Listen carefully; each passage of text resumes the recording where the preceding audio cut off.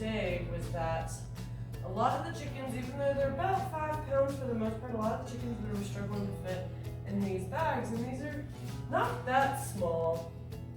These are the 10 by 16s from Moorpack. So what I'm gonna do today is I'm gonna tie the legs together and see if maybe I can fit them in the bag a little bit better with the legs tied. So the instructions do say to put it in breast first.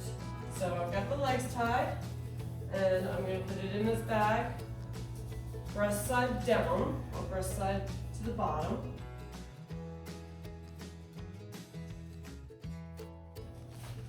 I will put the straw in the cavity of the chicken.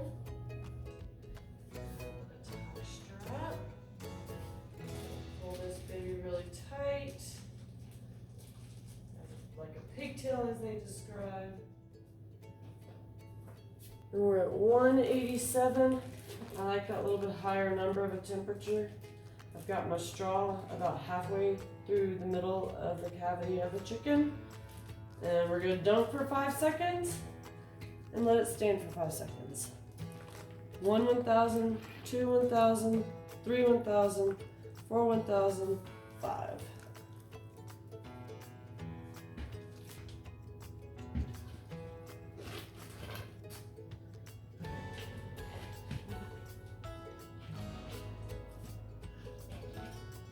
I got as much air as I can get out of there. I think we're pretty sealed up. Let's see if we can get it better next time. Just a little bit of extra packaging there.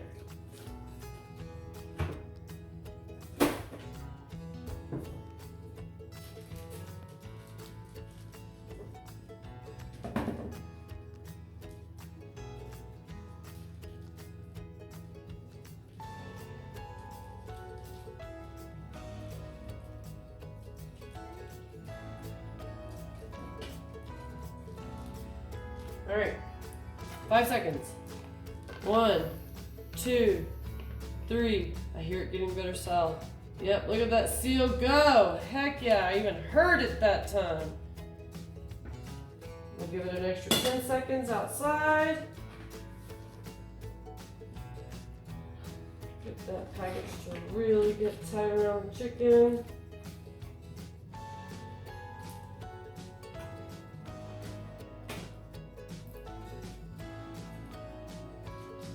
That one looks better. All right, now I gotta go get more chicken. Put these in the freezer. All right, I got all my chickens in bags. I've got 2 over here with the straws already in them. My water is at 185, 186.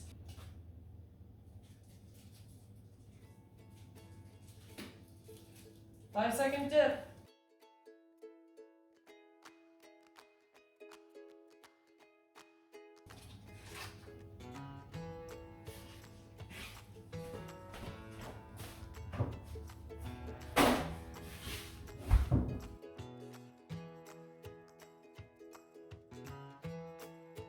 It's looking pretty good. I mean, for the most part, it's definitely shrinking around the chicken. Last 2.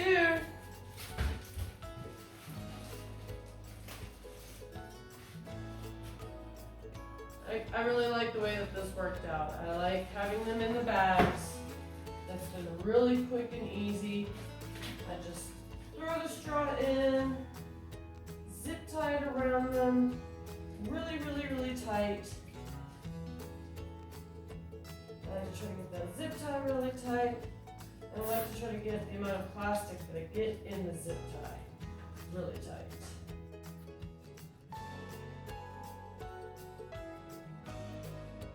Right. 5-second drop, 10-second squeeze tighter. This one is not sucking up. So something's up.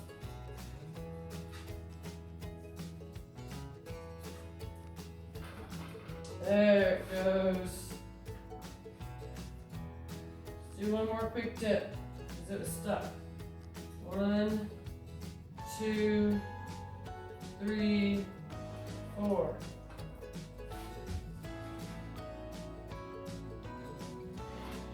I have found that double dipping is okay. Alright, now I'm going to label the date. I'm also going to weigh each chicken and label the weight of each chicken before I put them in the freezer. Okay, so 8 chickens. I'm just going to wipe them down real quick, dry them off. I like labeling them on the breast side.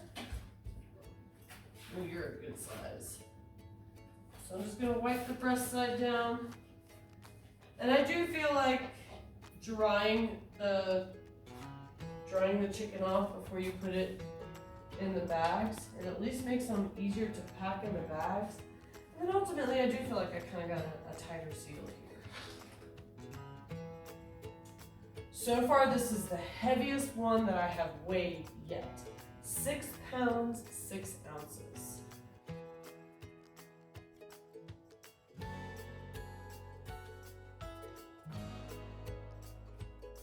So this is a ginger broiler, the broken wing, but also the biggest, 6 pounds, 6 ounces.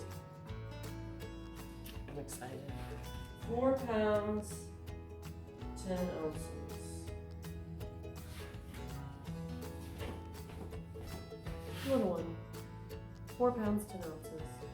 This is, I'm sure, another ginger broiler. 6 pounds, 2.9 ounces. That is a lump of beauty there.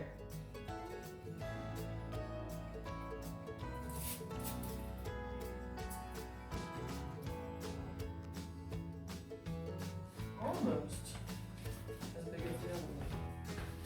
6 pounds, 2.9 ounces.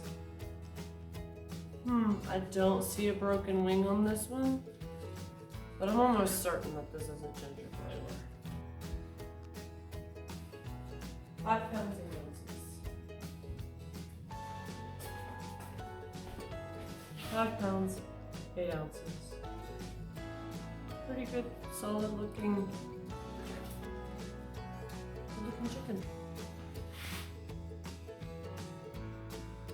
5 pounds, 0.4 ounces. I had one that measured this exact same amount in the last batch that I put in the freezer. But even at 5 pounds, some pretty good looking breasts.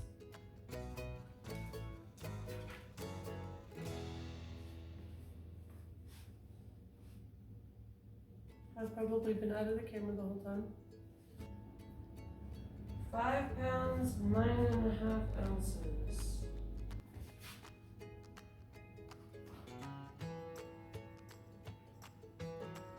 5 pounds, 14.9 ounces.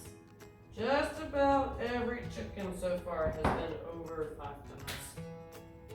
Pretty sure the ones that I don't have yet labeled that are in the freezer right now.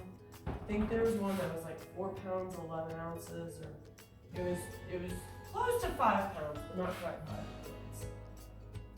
I'll have to go check and see where it's at. And if that's the case, then that is more than likely one of the Papa Morans that we harvested.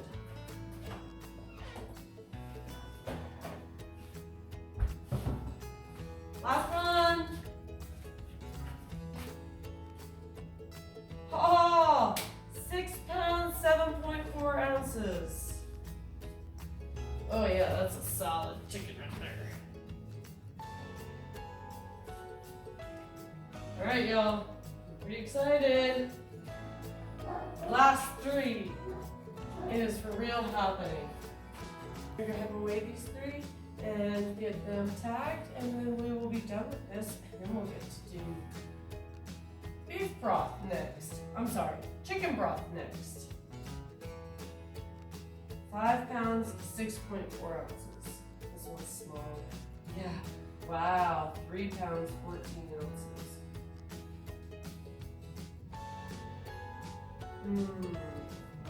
This might have been a Maran rooster. Maybe.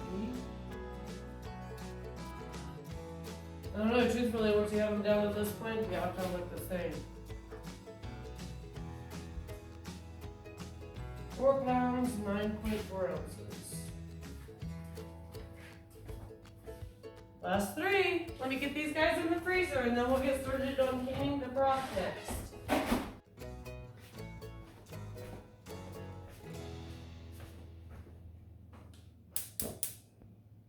Okay, I've got my canner heating up. I have the All-American 915 pressure canner. I am going to put some vinegar in this just because we have a lot of minerals. At the same time that I have this going, I'm going to heat up my stock.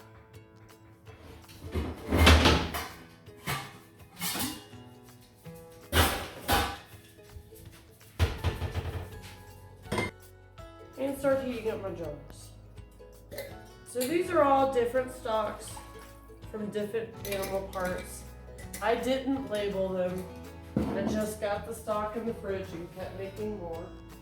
So at this point, I'm just gonna mix them all together. They'll all be the same. They'll all be seasoned the same. Okay, so I'm filling up these jars with our reverse osmosis water. These jars are first time used. I bought them from our local feed store, Big R. I've never used these before. They're called Country Classics. So my broth is just beginning to boil. I'm not really too concerned about getting it to a rolling boil. I think this is going to be sufficient. My jars are nice and warm. I'm going to go ahead and pull a few out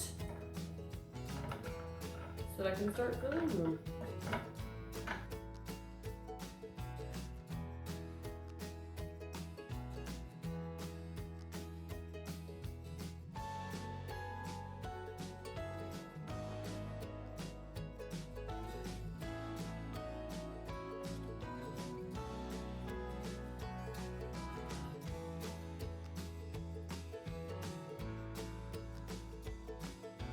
With 1 inch headspace.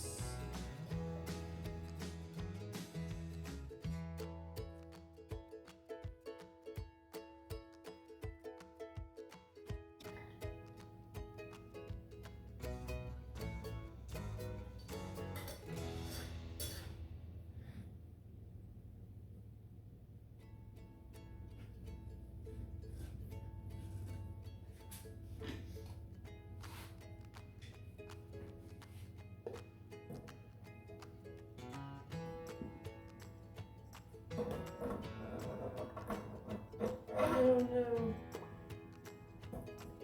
Okay, so a realization that I came to as I was getting my jars put in here with the tops all on them, I can actually only fit 2, 4, 6, 8 in with the tops on them. So that might be something just specific to the Country Classics. I will find out when I use the ball jars next time. But we are gonna go ahead and get this going. I'm gonna put my top on real quick to make sure I have a good seal. Put oil around the bevel of the rim. Because with the All-American, it is gasketless.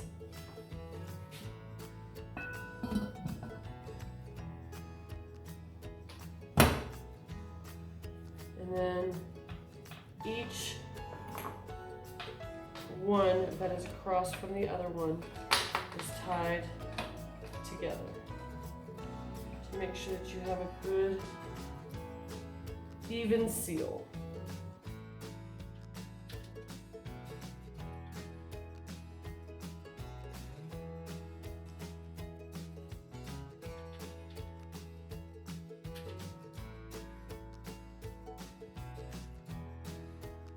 All right, and then at this point, I'm gonna let it get to the pressure that it needs to get to, and we'll be back at that point.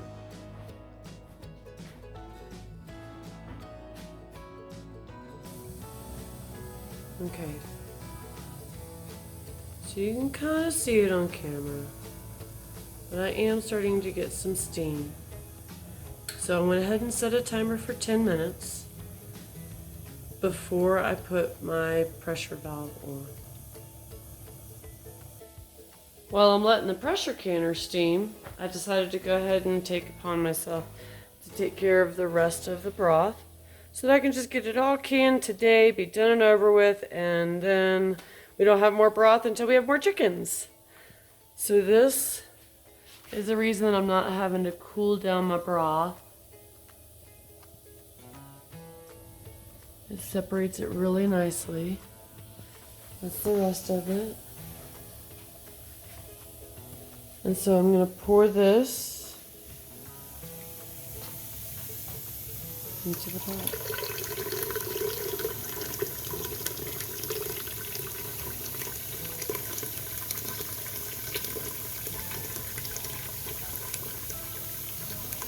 Until I start seeing oil go through the spout. Okay, so we have 2 seconds left. And that has now been steaming for 10 minutes. So now I'm going to grab the pressure valve. And I'm going to put mine at 15 pounds of pressure because I am higher elevation. But normally, otherwise, the recipe calls for 10 pounds of pressure. So then I want to wait for that jiggle. And then when I get my jiggle is when I'll start the time for how long it needs to pressure cook. You can see it's already building up pressure. That's fun. I've never seen that happen before. So the goal is 240 pounds, or 240 degrees. I'm sorry, 240 degrees. Then we'll set the timer for 20 minutes according to this recipe for pints. Okay, so I'm starting to get some rocking and some jiggling. So at this point, I'm gonna go ahead and set my timer, but it's jiggling pretty hard, so I'm gonna turn it down and see if I can get it to just jiggle 1 to 4 times a minute.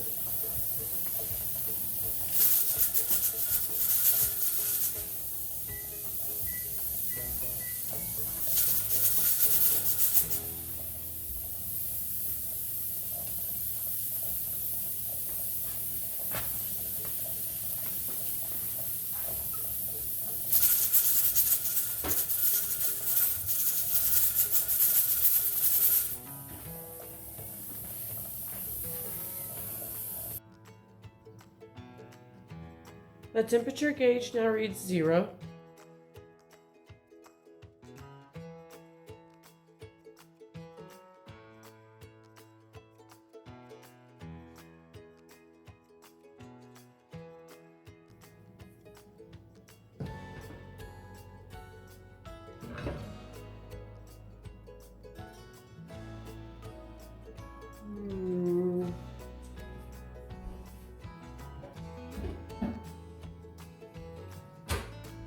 I've never done pressure canning before, so I'm not really sure if this is what it's supposed to look like, but there is concern because my tops are quite bulbous up. So I'm gonna give it 12 hours and see what we get, but this may not work out. We'll see how it goes.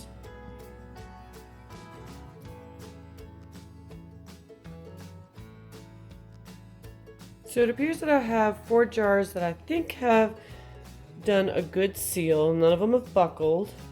So I'm going to let these sit and give them 12 to 24 hours to decide if they want to pop or not.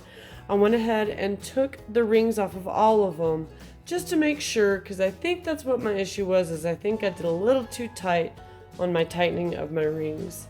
So with these guys, I'm just going to start the process over again. Went ahead and grabbed some new lids that aren't buckled. I did have some spare ball lids. So I'm using 2 ball lids and 2 of the new lids. And then I'm gonna fill it up with the extra broth that I had. And then I've got my 4 jars heating up. And hopefully I've learned my lesson and we'll have better luck with these guys. Wish me luck. After my last error in judgment, I think I have figured out what they mean by fingertip tight. So I'm gonna clean the rims.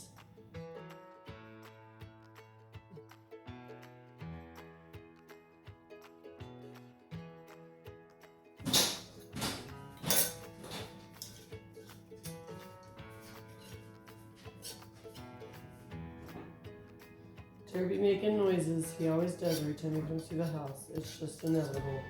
Be prepared to hear it, guys. Because he's just going to do it, and there's no way I can avoid it.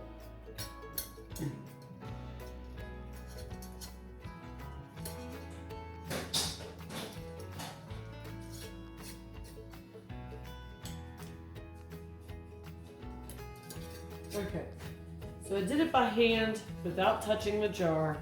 And then you go back through and you hold the jar about an inch further than what I had it before.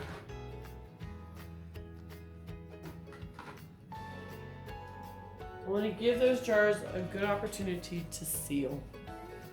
That's Clifford. Say hi, Clifford. Yeah, that's Clifford.